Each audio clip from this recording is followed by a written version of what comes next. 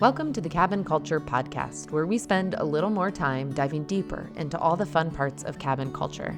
I like to think of this as both the material and imagined expressions of how cabin lovers, dwellers, builders, and designers wish to live a more simple and authentic life. Today, we're inviting you into a conversation with Camille, the owner of Camp Hudson Pines in the Adirondacks, a unique property that bridges traditional camping culture with modern cabin experiences.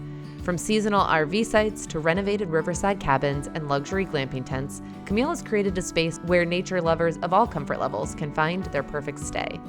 For anyone fascinated by the intersection of camping and cabin culture, or curious about how to thoughtfully renovate and manage multiple properties while preserving their heritage, this episode offers remarkable insights. We'll explore everything from estate sale discoveries to creating inclusive outdoor experiences and how sometimes what makes a cabin lies in the eyes of the beholder. Let's do it. Camille, it is great to have you on the podcast today. Thank you. Excited to chat. I was so excited, I have to admit, by a couple things non-cabin related on your pre-interview form. First of all, I really loved your job title. I don't know if I were to ask you to tell me your job title right now, would you remember everything that you put in there? Not everything. I think I said like CEO, owner, skid steer driver, and marketing intern. Marketing intern was my favorite because don't we all feel that way? Like, how am I the marketing team for my company, right? Like, I'm doing everything and I'm also marketing it. So an intern was such an apt description for this. Especially, I'm an intern, but with no actual boss is the alarming part about it, is that like someone should be teaching me all these things and I'm like trying to piecemeal it together, but it's a very unstructured internship. Yeah, we're left very much to our own devices. You also mentioned that you're a glamping tent taker downer. Oh, yes. We just took down, my managers called it Glamping City for the first time. And it's like quite the process, right? Where we'd never done it before. You can like watch videos, but they show you how to fold it. And they're moving it back and forth like 10 times. And you're like, what are you doing? You have to like slow it down. And you're inside the tent and it comes down on top of you. And we have to scrub the rain fly. So it's quite the process. These are all the things that when we dream about what we want to create, nobody thinks about, oh, what does it look like to take down all the glamping tents in the off season? Yes. And put them back up. That's the part I'm worried about. And put them back up. Did you put them up? I'm assuming you put them up the first time. We did put them up the first time. And that was this year. This was our first year. And so that was like very little instructions. I'm like, more instructions should come with these. And you watch the videos, but with that, it was like we were building the platforms. We were trying to figure out how to create a hitching post to tie it to. So there was so much involved with that I'm hoping it is substantially easier next year. But still, there will be parts of putting it up that will be a surprise, I'm sure. Because there's just enough time in between when you put them up each year and then take them down to appropriately forget exactly what you did to put them up and like how it was stored. I did sit down and make a note. Like I've been working on, as we've owned this for 3 years, like creating a manual of sorts. And so I did put like glamping tent takedown, and I had my managers who had done some parts where I was not there look at it. And I was like, please read over this, see what we missed. I know that it's probably a lot, but at least that way we have something to work off of next year. Yeah. Okay. So this is giving people a hint of your property. And clearly we're not just talking about one cabin, but why don't you start, before I dive into a couple other the personal things that I very much enjoyed from your pre-interview, why don't you start by giving people an overview of your property and all the places that you host guests? What does it look like as a whole? Yeah. So our property is called Camp Hudson Pines. It's in the Adirondacks in New York, in between Lake George and Saratoga. So kind of the southern end. And we're right on the Hudson River. So it's a beautiful area, and we are a campground.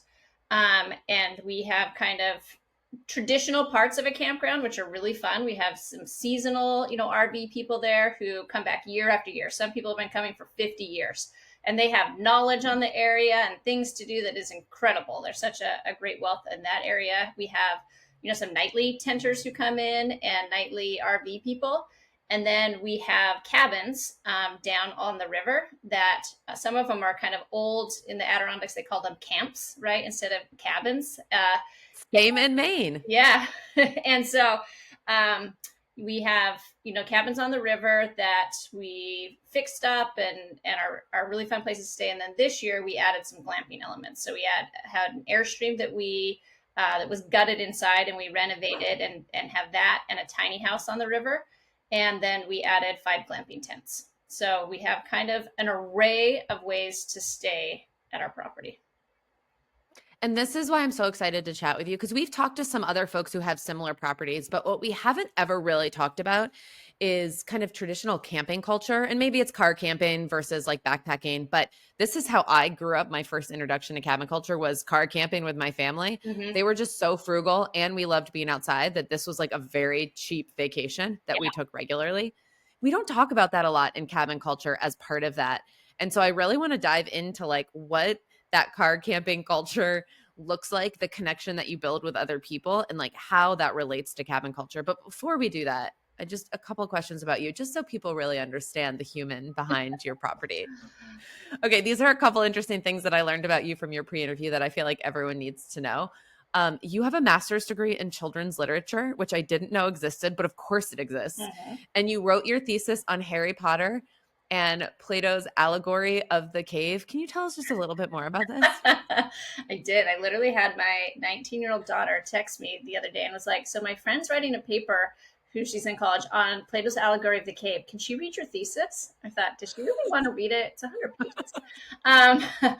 So yes, I studied children's literature. It's under, the umbrella of English. So there were some regular English classes, but it is, master's in children's literature. It's very much the study in the English, vein of it. But I wrote my thesis on Harry Potter.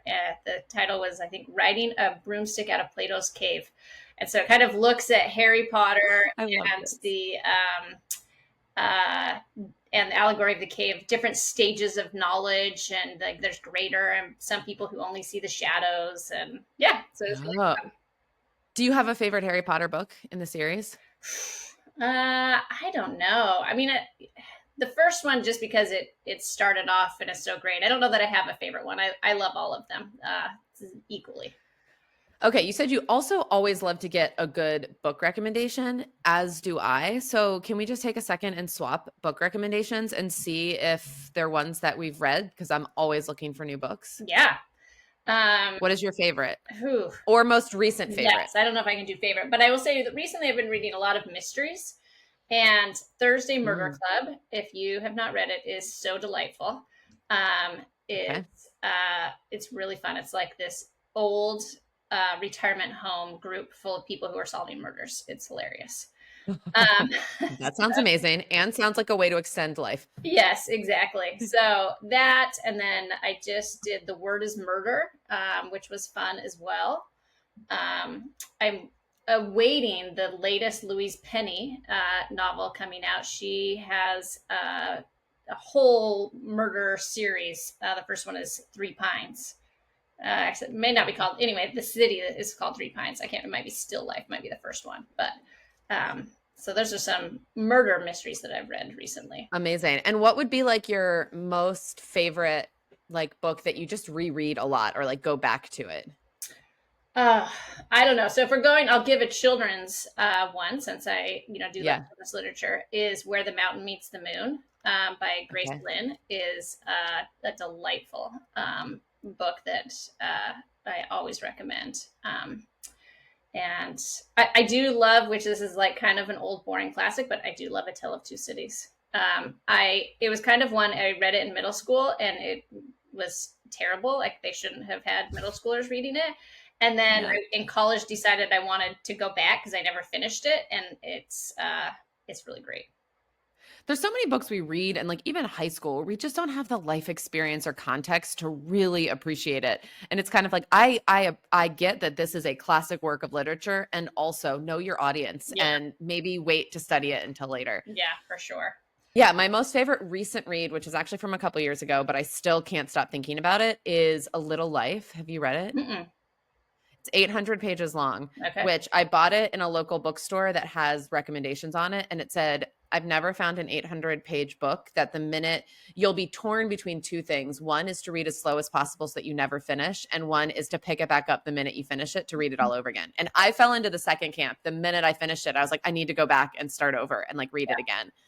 It is, I mean, trigger warning. It is one of the main characters just has a very traumatic life story, and that like leads to it. So some parts are very hard to read, but it is just a beautiful story. Yeah. But my favorite of all time is also young adult. I love young adult fiction. Yeah. And Stargirl is my favorite book of all time. Have you read it? I haven't read it. No. Oh my gosh. We taught it. This is a book that is appropriate. Jerry Spinelli. Oh yeah. I love Jerry Spinelli. Yeah.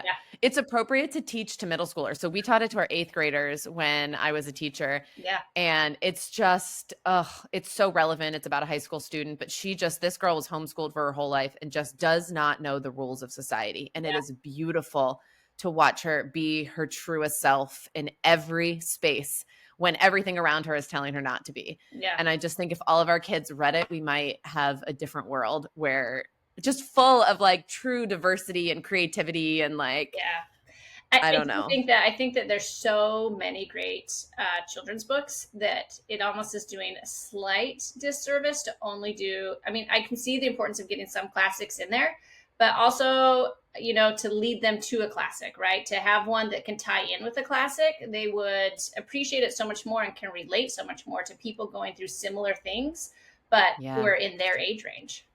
Right. This is where vertical curriculum is so important. Like the education nerd in me would love to think through like, okay, what are they reading in 1st grade that then prepares them for Stargirl in 7th grade that then prepares them for this classic literature in 12th grade? Mm-hmm. And we all have this like, you know, canon of classic pieces, even though Stargirl will never be considered like a typical canon piece. Yeah. Anyway, we're way off cabin culture, but I love this stuff. And I was like, I wrote down all your book recommendations, so I appreciate that. Okay, take us back to when you first got introduced to cabin culture. When was like the moment for you that this became a part of your life? Was it always there or did it start at a certain age? Yeah, so I grew up in Salt Lake City, Utah, and we had a cabin in Brighton, Utah, right by the ski resort. And so we grew up going to the cabin.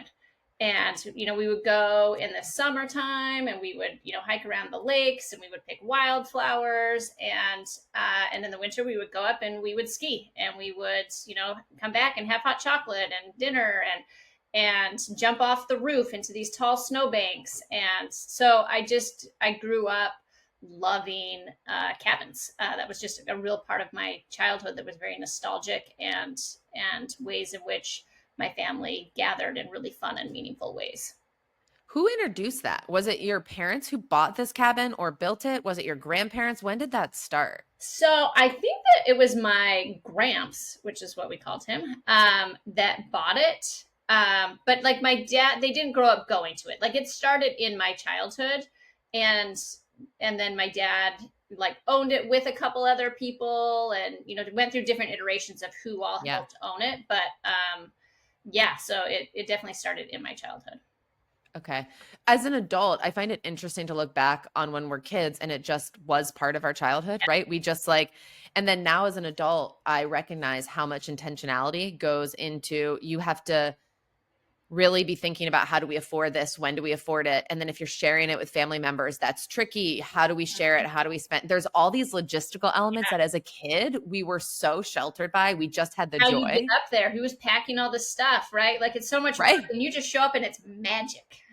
Right. Which is kind of beautiful because if as kids we experienced all of that, it might not hold the same nostalgic feel to us. Yeah. But now as adults trying to create it for our own families, it's like, wait, this is a lot of work. Worth it because we know exactly what we're creating. But damn, it's not easy. No. And I think that goes along to the same thing, creating it for your own families or like as hosts trying to create it for other people, right? Like it's, you're like the person behind trying to create the magic. Yeah. And you said something in your pre-interview that just felt so relevant for me in this particular day of week, because we just came back from the cabin. And you said professionally, you run a campground.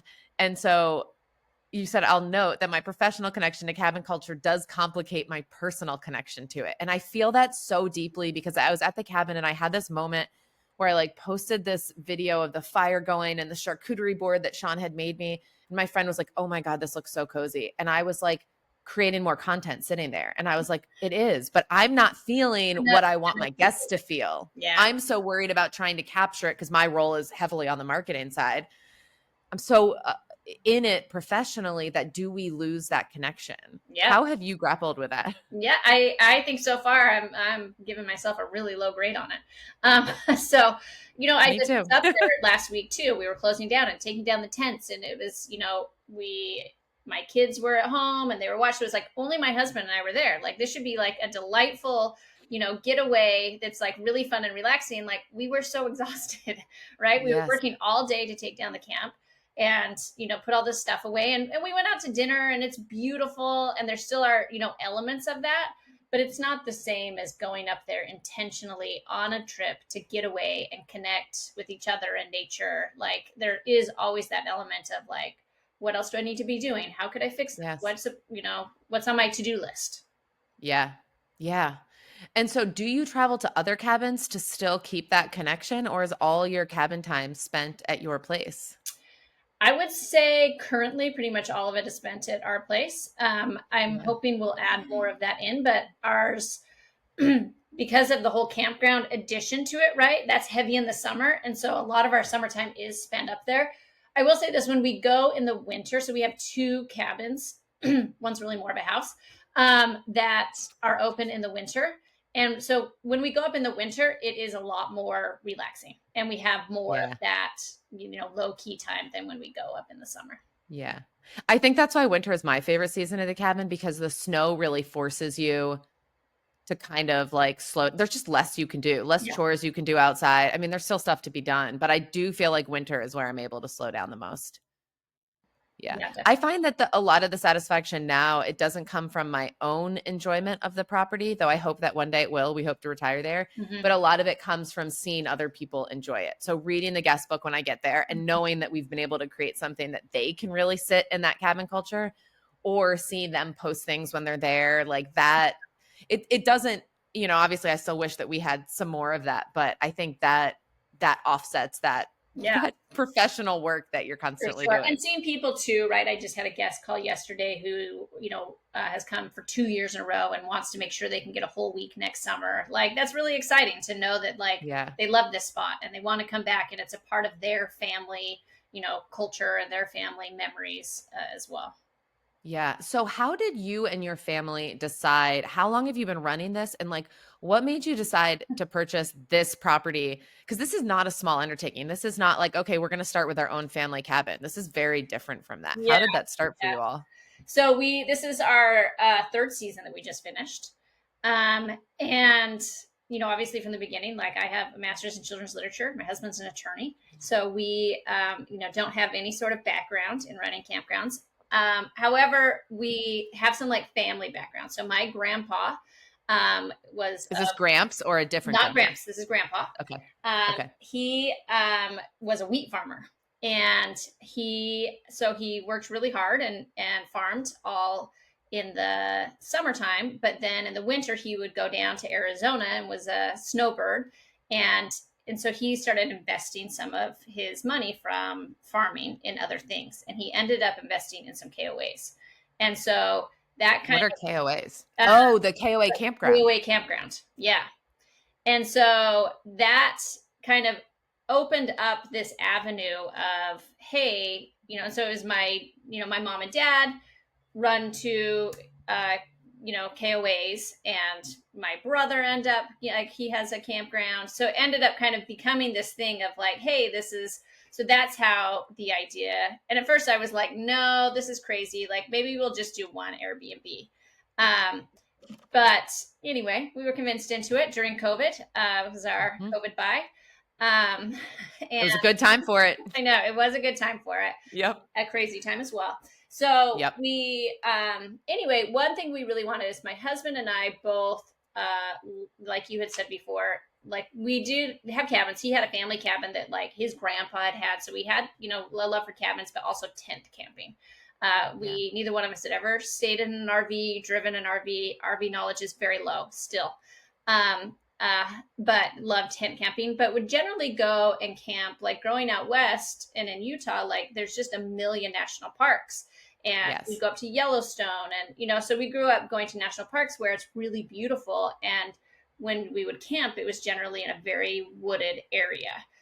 So we really, if we were getting a campground for us, we're like, we really want one that is very beautiful. And so Yeah. there are like whole campground websites where you can look. And we just, we live on the East Coast. We don't live up in New York, but found this one, and essentially was like an estate sale campground. So it was one that we could, Yes. afford and get the loans for, and needed projects, and that's kind of how we found it. Did you know the history of it at that point? The history of the campground. The campground, yeah. Like who was running it before you, what you were taking over? So when we went up to look at it, we actually went up in the summer and we looked at it and we put an offer in on it, and didn't get it. And we were actually like relieved, because we would have gotten it partway through the season.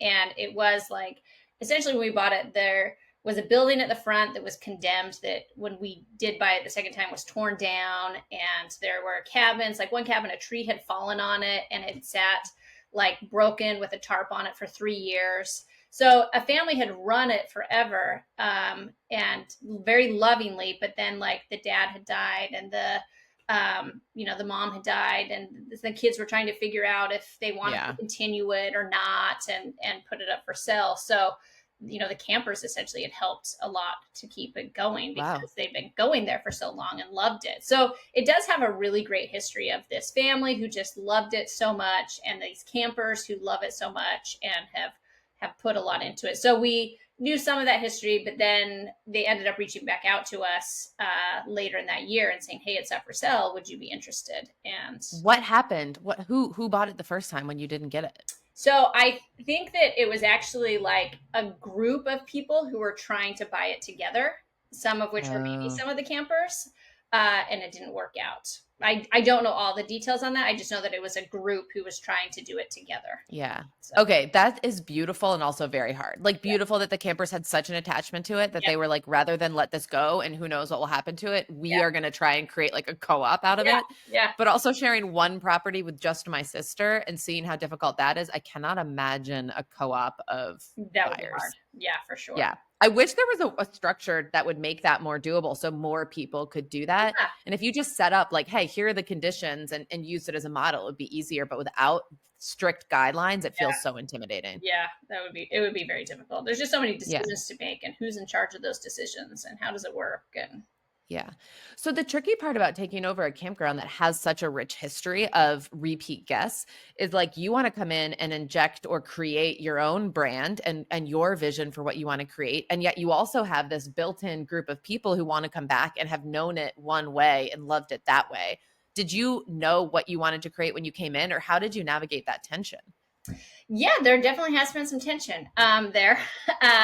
I think that when we looked at the property, we knew that that a lot of its value, was in fixing up these cabins, right, and having them rent better. And so we knew that we wanted to do that, and we knew that glamping was really popular, and that in turning some of the sites over to that also, would help with revenue. And so we knew that we wanted to have some of that coming in. But then it's also been a process of like, this is like a small family owned business. Like there's not funds that just come from everywhere. Like there are loans and decisions that have to be made with that. So it's, all done on a timeline. And I think certainly when we came in too there and put in more rules and more, different structure among it, I think that was hard for some people. And some of those people haven't stayed. But I think a lot of people have really enjoyed it, right? As we fix things up, and it's a place that they love and that they have been putting time into, and kind of really appreciated and like that we love it as well. Yeah, because one of the biggest parts of marketing is knowing your people and who are we trying to serve, and then serving them really well. It's tricky if the people that were being served, or your vision for that and the previous owner's vision, if you have different people that you're working to serve, and there might be some overlap of those groups, but it still feels nearly impossible that you would have the exact same vision when transferring something over. And so any improvements you make might not be the ones that they would make. Yeah, and the other thing too that, going on the campground talk is that like there are also different groups that we're serving, and so that part's really tricky, right? And that I see a lot of places like I had seen recently, Desert of Maine, which is up by you. Very close They to us, yeah. stopped having traditional campers there, right? They only now have, I think it's just in the last year or so, like where it's their cabins and their things. And so a lot of people have made that move, but I do think that there's something really fun in having the campground and having that. And so far, like our, seasonal guests are just really great. Like there was a couple who was staying in a cabin who couldn't get a fire started, and one of them stopped by and like helped her start the fire, right? And another one has like a big pontoon boat, and she's like, sometimes I just see people who are staying in the cabins, and I'm like, oh, I'm going out on the boat. You want to come? So they're like really fun and great in that way. So it's worked out, but it is a different marketing that happens for different guests. And so that part can be tricky. Yeah, I actually think that's what's so interesting about campgrounds versus solo cabins, and navigating cabin culture tends to be, when we think about it, a very solo experience within your family, Mm-hmm. but very, I don't want to say isolated because that feels like it has negative connotations, but like you are looking to get away. When I ask people what makes a cabin, we so often hear it's about location, it's about being removed from things. But from my childhood, the pieces that I remember most from car camping are like pickup kickball games Yeah. where, right? Or like you're playing capture the flag and the kids from the site next door are like, hey, can we play? Or you're all swimming in the lake and you make friends. Yeah. And that was actually, at least as a kid, a beautiful part of the experience. Mm-hmm. Do you think that culturally we're still at a place where we can create that? Do you see that happening at your place? I do see some of that, and I'd love to see more. I just think that that is such a beautiful part of the campground experience, right? Like we take all these pictures and I think are looking back on vintagey things right now that we want, and I think that that is part of that experience is making friends with the kids next door. And so we've tried to start this last year. We do Friday night bonfires and try to get excuse me, people to come up and to participate in that. And our managers this last year, there was a family from Spain who came, up to the bonfire. They started chatting, and by the end, they were like exchanged email addresses, told them they can come stay with them in Spain anytime they want, and it's this really beautiful friendships, right, that you can create with people who you may otherwise never meet or have anything in common with. And I think that there's a real beauty to that, and certainly we do see some of that. We see people helping, someone will pull in an RV and they don't know how to drive it, and the other people are helping them park it, or people who come in the cabins and want to know, if you want to know where to put in your tube and where to take it out, right, like there's no one better than our seasonal guests to give you the tips on how to do that. So, and we have people on bikes who are biking up and down on the dirt roads, and so there definitely is a lot of that. And I hope to create ways to create more, because I do think we have some tendencies of, we are wanting to go and get away. So it feels like a lot of work to meet new people and to make friendships. But I think that that can be a really beautiful part of the experience, and has been traditionally for campgrounds. Right. It reminds me almost, this is on a smaller scale, but like in Germany, the beer gardens look so different than the restaurants or breweries here in the States. It's like they have these giant long tables and you're always sitting down with other people. Yeah. And you choose not to engage if you don't want to or don't speak the same language.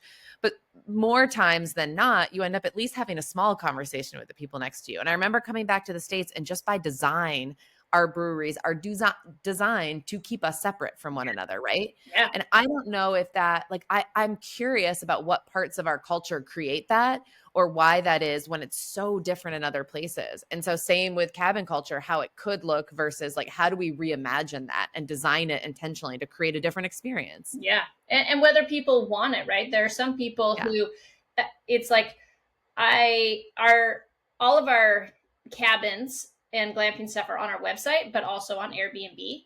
And so if it's on Airbnb, like I have there their Camp Hudson Pines amenities and like the different parts, but I don't have pictures of like, that there's an RV across the way necessarily.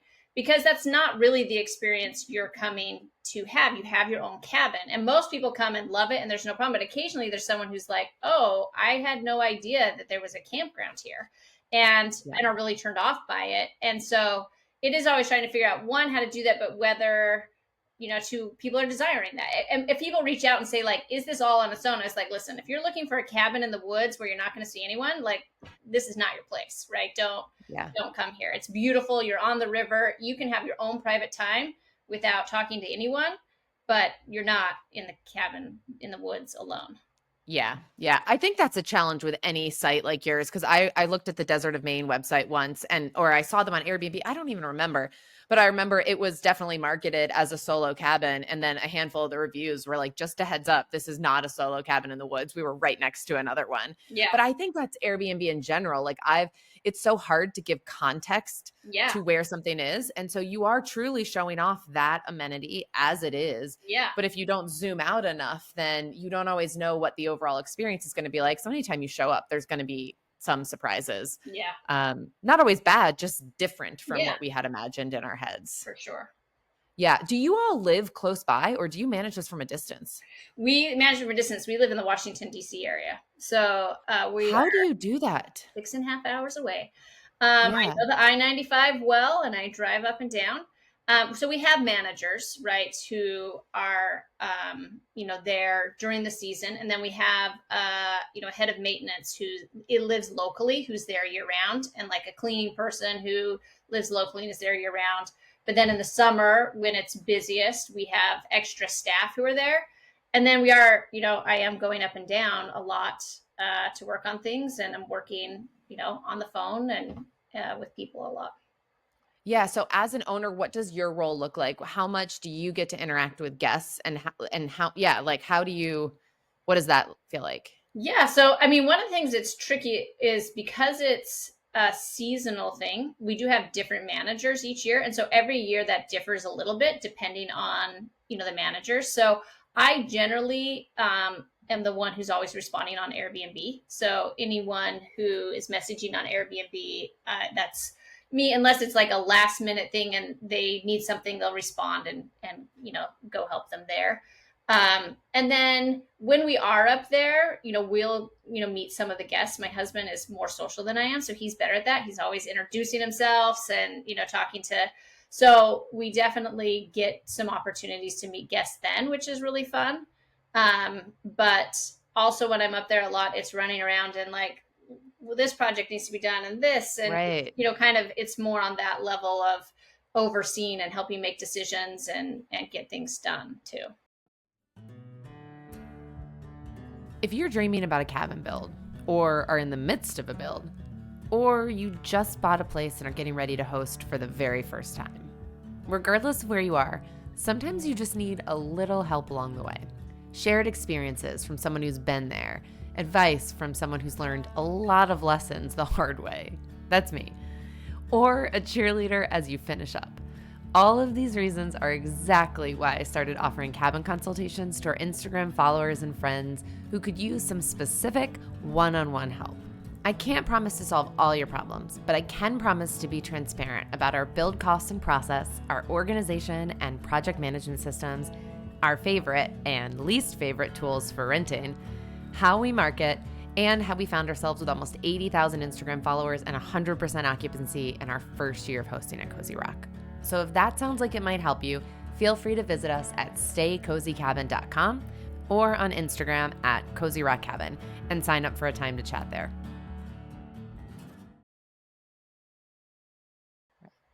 I don't know why I asked that question with such shock. Like, how do you do that from 6 hours away? Obviously, we manage a cabin from 13 hours away, but it feels like what you're doing has a different element to it. It's larger and there is more of that community element. And it just feels intimidating to do that from a distance. But it sounds like it's the same answer as with cabins, which is just you find the right people locally. Yeah. And that's the answer, is hiring the right team. Yeah, for sure.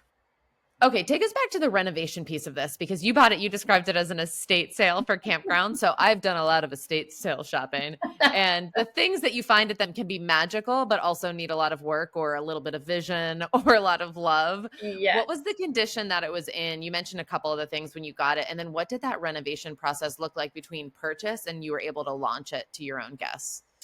Yeah, it was, I mean, so we closed in February, whatever year it was, 3 years ago, about 2021 probably.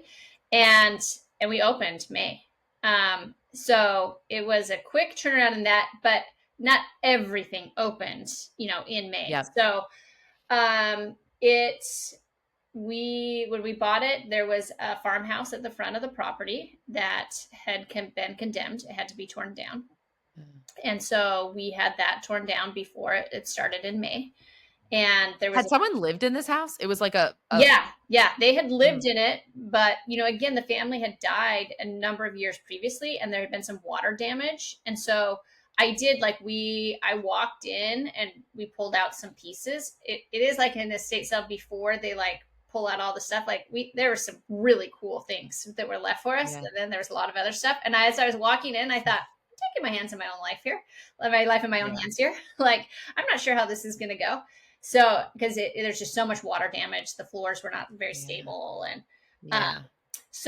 but yes, the family had lived there at one point many years ago. So that was torn down. There was a huge electrical upgrade that had to be done near the front of the property as well. To service the whole property? Just to service the the camp store and 8 of the RV sites. So that was done before we opened. And then I found a fantastic local contractor who we've been working with on projects now over the course of 3 years. And we had to find another one too that we did it because there was 2 of the cabins couldn't be used as they were. So the one had the porch that had been, broken down. It was open to the elements. That had to be fixed. And then inside, one of the bedrooms had a water heater in it that needed to be relocated. The bathroom was really small, so we kind of reconfigured and they did a couple projects on that. And then the other house, the Tamarack cabin, which is so this really charming, fun cabin, but the upstairs the beams were down really low, and so they had it just mattresses on the floor. And but you couldn't stand up or you'd hit it. So we had to have that one redone as well. And a new bathroom, the new downstairs, and the upstairs, it's lifted now so you can walk down the whole thing. And Did you do the design work to fix these, or the contractor helped you figure out how you were going to adjust each of them? I did it with help, yes, they also helped on that, but I had ideas of hey, can we switch this and make this a bathroom? Can we do this?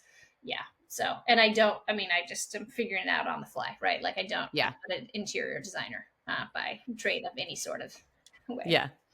But this is the timing piece that I think so many of us have been up against, where you bought it in February, the off season, great, but you're looking ahead to the summer season and you're this is where we make the bulk of the revenue for the year. We have to be ready for summer if we want to survive that first year. Yeah. Were you feeling that? For sure. And it's hard because one, you buy it in February, so you have to start paying your loan payments, right? Yep. And you don't have the revenue coming in yet. And then you have the summer season coming up, and it was that first year, the cabins didn't get up right, in May. They came up partway through. And so essentially the first year did okay, the second year, every time it does better the next one, but you have to get them up quickly enough to get that summer revenue. Right. And it's almost a double whammy at the beginning because you're paying the loan payments and you're sinking a bunch into the renovation and repairs without the income coming in yet. Yeah, it's stressful. Yeah. But then I think that leads to this idea of you all have done it over phases. And I think so often, sometimes right now, the advice I'm seeing is build all at once. Because sure, there are definitely benefits to economies of scale. But I kind of like this approach of doing it more slowly. You don't get as much revenue, to your point. Each year is better than the next, but it's not all at once a huge windfall of income. but it allows you to get to know your guests and prioritize the needs and do it slowly and have less financial risk. And it seems like there's both practical reasons and personal reasons to perhaps approach it a bit more slowly. Did you all do that by necessity, or did you sit down and think about it? Like, how do we want to approach this?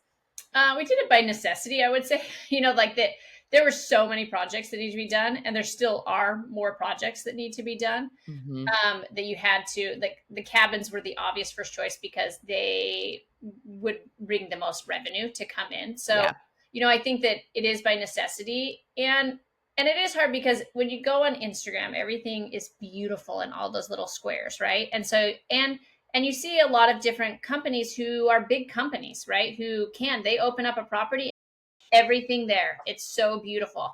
And that's just not the reality for a lot of people, right? Is that you have to do things a little bit at a time because financially it's not feasible other than that. Right. And there's so much we often don't know when we see those properties of like, do you have outside investors? Are you independently wealthy? Did you just inherit a lot of money? Right. Yeah. And so it's so hard not to let comparison steal so much of your joy and feel like this isn't good enough. And there's just so much context that we're missing to understand why this one's different than this one, or why we're choosing to do it this way than that way. Yeah. Yeah. And I think you're right too. It's like, so our house was essentially an estate sale. So apparently we have a thing for estate sales. And when we bought it, we wanted to redo the kitchen right away. And we didn't because financially we did other things. And I am so glad we didn't, because after living in it and doing it 3 years later, when we had more money, when we'd lived in it longer, we did it a lot nicer than we would have done had we done it initially. And initially, we wouldn't then redo it because we'd already put the money into it. Right. Right. And you learn about how you're using the space. And like, we're doing the same thing with our house now. It's 120 years old and we're just doing one project at a time. But this is where it feels so different. The pressure is removed on your primary home. I'm not showing it off to anyone. I'm not trying to sell anyone on it. This is solely for me and my family. So we can make decisions. We can live with an ugly kitchen or whatever for as long as we want or need to. And you can do it one project at a time. It feels like when you're running a business or turning cabins into a business and introducing social media and the internet, there's so much pressure for it to be perfect immediately, which just isn't real life. Yeah. And I do think though too, like there is an element of that sometimes I felt a little less pressure with the cabins on those decisions because I wouldn't have to live with it forever. Right. And so it was like trying to make that decision, but also realizing like there are lots of a lot of the properties we see that are the most beautiful are geared towards an audience who have lots of funds, who can pay for them. And so also realizing too that there is a lot of space and a lot of people who want a vacation at very different price points, like you said, right? So it's nice to have tents or even, we have different cabins. One of our cabins, we charge less for it. It's right on the river. It's beautiful, but it didn't get fixed up and it won't for a while. So it is more of a camp, cabin. And people love it and it rents out great, right? Yeah. So they're different kind of, whereas we have one that I can't even call it cabin. It's a house, right? Like it's beautiful, it's big, and it's, they're just totally different price points. Yep.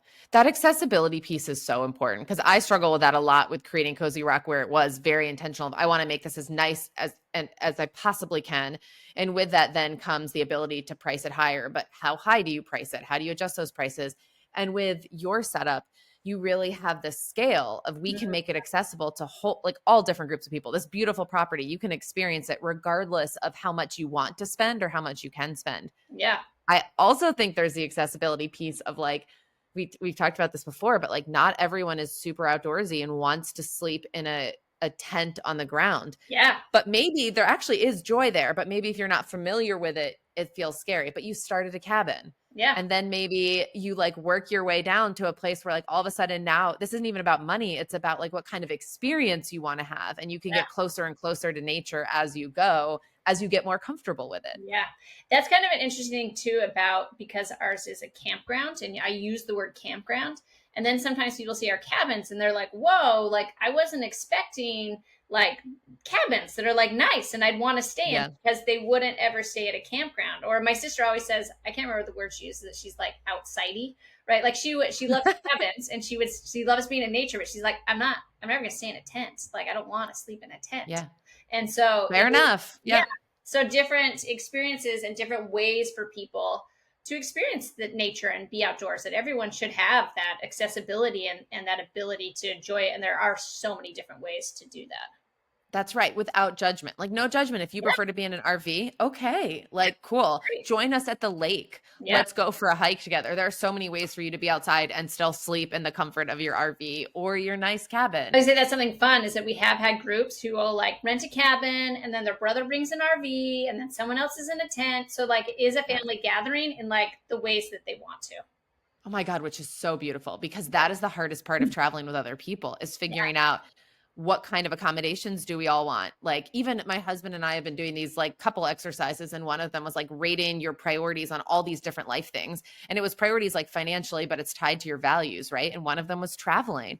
And it's like, do you want to always stay at a 5-star place or do you want to stay at literally a tent in a campground was the other end of it. Yeah. And it encouraged all these conversations and we are very well aligned, thankfully. But if we were to travel with my sister and her husband, we might not be, or my dad, who's 70, we might not be. Yeah. And to be able to go to a same place and have shared experiences and each choose financially and comfort wise, which you want to do, you don't get that many places. No. If any other than a campground. Yeah. Yeah. It can be hard to do. Yeah. So in that, looking back on that whole renovation project, because a lot of folks right now are either entering or in a renovation stage, like what tips do you have for doing that on a budget, also doing it on a timeline? What things did you learn that you can offer other folks, like best advice for someone who's just getting started with this? Yeah. I would say get lots of quotes, because they can vary widely, right? And so, doing that, I think finding like a local contractor who's not a huge business has been so great for us, because it's someone who I am like on a texting relationship with, right? Like, and I can have him come and look and give me a quote for a roof, or I can have him do he does whole houses for people. So like, I think that tipping into the local economy in that way and getting local people is huge.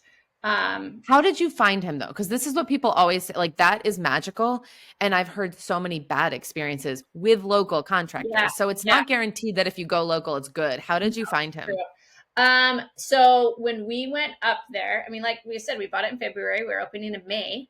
And the person who did the home inspection, we asked for recommendations. And I think he gave me that number. But also then the town inspector, essentially, like we had to talk to him about everything. I've gotten great recommendations from him of people, because he sees lots of different people. This is a small town, right? So like the big city, this is not going to work. But like our tree guy, and also he was the person who seconded our person who is our contractor, that he was like, yes, he does great work. Because he's going in and inspecting places and is, sees problems where there's not. So definitely have gotten great recommendations from him as well. Okay, that is really good advice that I would never have thought of. But inspectors know exactly what to look for, and they know what good work looks like versus shitty work. Yeah. But then I didn't think about the fact that they probably know who does everything. But in a small town, I mean, our family camp up at the lake, we met the painter who painted our cabin, was like staying down, like everybody knows everybody. Yeah. And so I feel like it's pretty easy to figure out like who did the reno on this project. Okay, I inspected it afterwards. Don't hire them. Yeah. Yeah. So that's because we have local doesn't always mean, great. So it is tricky. And we just started off and got bids and had them start doing it. And we were really fortunate that it's worked out great. So. Yeah. Okay. So find a good contractor. Anything else? Find a good contractor. I would say doing things on a budget. Like I look and follow, right, all of these different places, and they say like the fancy mattresses they have and the fancy companies they have, and everything is, high end, and realizing if you're on a budget, you can't do all of that. And so it's picking which parts, right? And so like I got a nicer couch, but then I have stuff from IKEA, right? And I have nicer than this, but then I have this, so it's picking which things matter. Like we just did the house that we have that we just got this last year, like the countertops had to go. So I got nicer countertops because I knew that that was like a long-term thing, right? But then I used tons of the old antique furniture that had been found amongst the property, right? And so Yeah. it is piecemealing together, I think, high end with budget. Okay, that's such a good way to put it because yes, it saved you a bunch of money to also use the furniture that was there, which is great. So that's a strategic choice financially. But Hmm. also that's kind of a choice in terms of like keeping some of the character there and bringing it back to life that I like. So Yeah. figuring out where you can cut back on investment and also get another advantage for doing that, which is like more personality, more character, less like copy paste Target kind of Yeah. Airbnb, right? And that is a benefit of buying an estate sale thing, right? Is like there was Right. this church pew that was up in the pavilion of all places, like out to the weather. It just sat there, and we got rid of a ton of stuff. And my husband's like, we can't get rid of this, and I was like, we can leave it here for like another season, but like it doesn't really work here. And then when we bought this other cabin, there was this little space that was kind of like a long narrow thing would be great on, and so we put it there, and it's so charming and fun there. And so Yeah. I do think that that older pieces do add a lot of character. Yes, it's why I love Sarah Small Victories Design. She also is the human behind Secret A-Frame, and I've hired her to do all my interior design work now Hmm. because she's so focused on the like vintage shopping or like integrating pieces that are not just from a store where everyone can source it. Yes, doing that where it makes sense, investing in a good couch or whatever, but then how do you actually have personality in there and not just like Wayfair threw up on it or whatever, which is also fine. Everyone has different business models, to be clear. And so if your business model is mass production and that's what you're doing, I think there is a reason you would do that. But Especially for for the, places where there are older buildings, like these buildings, some yes. one's from the 1920s, the 1940s, the 1960s, like, and there's this family and this group of seasonal campers who have lived and grown up and loved there so much. Like it's so lovely to be able to continue parts of their story and weave it into the property to continue on. Yeah, and even for those campers, like back to what we were first talking about, those campers who maybe had been coming for years and years, and now some things look different. But wait, actually, like there's still some things that are the same. And I think it sends messages about how you, as the new owners, feel about the property. If they see that church pew somewhere or they see some of that stuff that's been there forever, I think that sends them messages about your values too Yeah. and where the campground is going, but where its roots started and perhaps will stay. Yeah, yeah, because it is there's lovely things about roots, right? We all need Mhm. roots, somewhere. And Okay, I want to ask a question that I ask anyone who hosts at many properties at once, and a campground is such a good example of that. But you are forced to think about efficiencies. You are forced to come up with systems. You are managing other people who are implementing them. And sometimes when we only have one cabin, we're not forced to think about those things. So we do things often wildly inefficiently. And maybe it doesn't matter if you only have one. But if you have any more than one, I think those things can make a really big difference. So, what are some of the things that you learned really early on the hosting business operations side that are really game changing for you with hosting lots of people at once that might be helpful for folks, even if they only have one, but maybe two or three properties? yeah, it depends some if they're like in the same places or not. But one of which is like when I started, and I still have those, but as I'm replacing them, I'll probably replace them differently. That I want each house to have a little bit different character, and so they do. So one, I do have duvets. Not everyone loves duvets. There's a really tricky thing around them, but Mhm. some of them are colored, and it actually is really difficult it would be a lot easier if I had all white covers, right? Mhm. Because then they can go in any house. It doesn't matter. Yeah. So that's like an efficiency of like getting linens that can be universally used, right? And Yeah. can go between each house and not specializing in things that have to be laundered and put back as much Yep. is definitely somewhere where my staff is like, all right, like no more. Like you can you can specialize in the couch and in the pillows that stay there, but like the other stuff has got to be like the same across the board. Yeah. um, so I think that is a big one. I would say laundry in general is a really hard thing with it. One that I'm still Yes. grappling with. Like I'm reaching out now to see if I can find out about getting a service to do Yeah. washer sheets. It's really hard, and there's, not anywhere local, but it just ends up taking so much time, but also machine wise, having enough to do it is, Yes. especially as we add in these glamping tents and the different things. And Yes. if you're turning over on the same day, like even if you have double sheets, like those other ones all have to get washed. So, Yeah.